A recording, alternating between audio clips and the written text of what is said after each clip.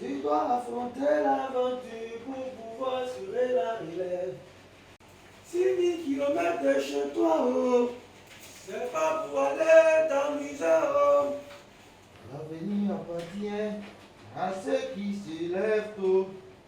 C'est pourquoi on dit, y a pas de chaud métier. Allô? Bonjour bébé, tu vas bien? Tu fais quoi?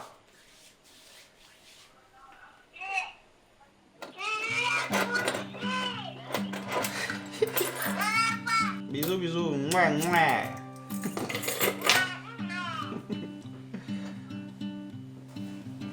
Au début de ma carrière, au début de ma formation, je me posais la question de savoir pourquoi la danse. J'aurais bien pu faire l'informatique, j'aurais bien pu faire du commerce. Mais au fur et à mesure que j'évoluais, je me suis rendu compte que la danse est un métier comme tout autre. On est danseur comme on aurait pu être infirmier, comme on aurait pu être réalisateur. C'est vraiment quelque chose à part entière dans la société. Il n'y a pas la société ici, il n'y a pas les artistes à part. Avant cette entrée à l'école des arts, j'étais au département de philosophie. J'ai fait 2 ans. Et c'est justement cette envie de ne pas vouloir suivre la voie classique. Je me sentais pas intéressé par faire une carrière derrière un bureau.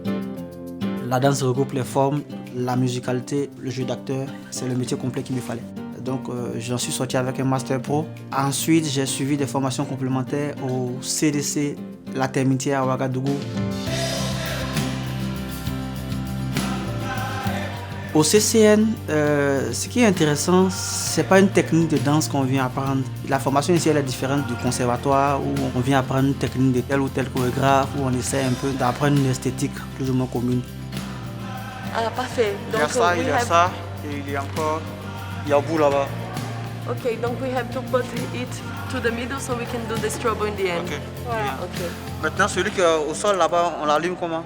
Il y a un qui est posé au sol. Nous sommes 7 par promotion et chacun de nous vient avec un projet, vient avec une manière de travailler, vient avec des aspirations artistiques et personnelles. Et les différentes interventions consistent réellement à travailler autour de ces projets-là pour les développer.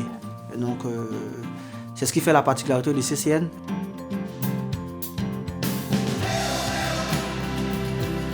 On a su créer de façon naturelle une plateforme commune où chacun pouvait à chaque fois proposer ce qu'il a. Il y a des moments où tu sens des choses à faire à l'intérieur, c'est ça que tu suis et quand tu ne sens rien, tu es assis et tu observes. Et tout de suite quand tu as un déclic, ça peut être une image, ça peut être une sensation, envie de bouger quelque chose et tu pars et tu fais.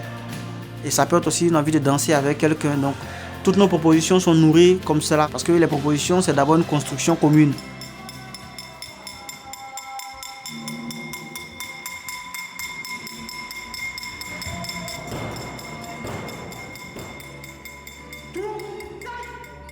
Ça part forcément des choses qu'on ressent, des choses qu'on pense, des choses qu'on a envie de faire sortir.